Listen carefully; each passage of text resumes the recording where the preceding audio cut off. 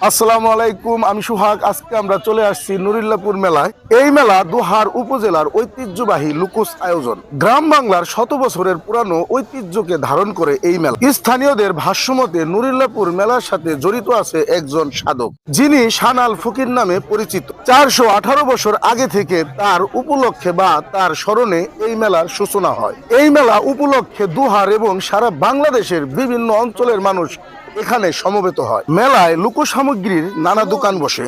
সামগ্রিকের ক্রেতারা যেন বৃদ্ধ যুবক একই চিত্রে রূপ নিয়েছে। খই মুড়ি, মিষ্টি, ফকিরি গান, লোকসঙ্গীত এই মেলাকে আরো আকর্ষণ করে তুলছে। স্থানীয় জনগণ আরো বলেন, এই মেলা শুধু মানুষের কেনাকাটারই স্থান নয়, এটি একটি মানুষের মিলন মেলা। আধুনিকতার ছোঁয়ায় অনেক কিছু বদলে গেলেও দোহার উপজেলার নুরিল্লাপুর মেলা তার ঐতিহ্য ইতিহাস এখনো ধরে রেখেছে। তবে এই মেলাকে কেন্দ্র করে আলোচনা সমালোচনাও কিন্তু কম নয়।